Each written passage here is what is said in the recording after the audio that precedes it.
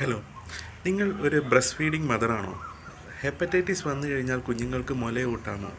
അതാണ് ഇന്നത്തെ topic. Hepatitis എന്ന് പറയുന്നത് ലിവറിൻ്റെ ഇൻഫ്ലമേഷനാണ്, കരളിനെ ബാധിക്കുന്ന രോഗമാണ്.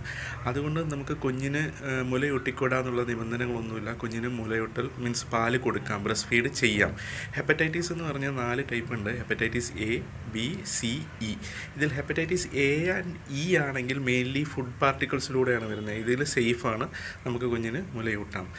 ബി ആണെങ്കിൽ നമുക്ക് മുലയൂട്ടാം, അതായത് കുഞ്ഞിന് ജനന സമയത്ത് ഇതിൻ്റെ വാക്സിൻ കൊടുത്തിട്ടുണ്ടാകും. അതങ്ങനെ ഉണ്ടെങ്കിൽ നമുക്ക് ബ്രസ്റ്റ് ഫീഡ് കണ്ടിന്യൂ ചെയ്യാം. സി ആണെങ്കിൽ നമുക്ക് കുഞ്ഞിന് ബ്രസ്റ്റ് ഫീഡ് ചെയ്യാം, അൺലെസ് ഇപ്പം നിപ്പിളിൽ ക്രാക്കോ അല്ലെങ്കിൽ ബ്ലീഡിങ്ങോ വല്ലതും ഉണ്ടെങ്കിൽ നമ്മൾ ബ്രസ്റ്റ് ഫീഡ് ചെയ്യരുത്. ആ സൈഡ് അവോയ്ഡ് ചെയ്തിട്ട് മറ്റേ സൈഡിലെ ബ്രസ്റ്റിൽ നിന്ന് കുഞ്ഞിന് പാല് കൊടുക്കാൻ പറ്റും.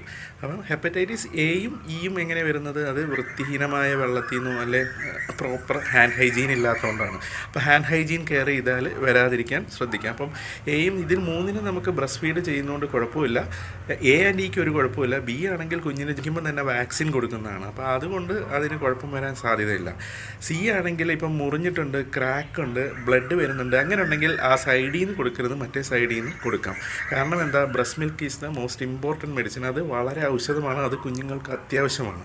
അപ്പം അത് ഡോക്ടറുടെ അറിവോ സമ്മതമോ ഇല്ലാതെ വെറുതെ നിർത്തരുത്. Okay, by.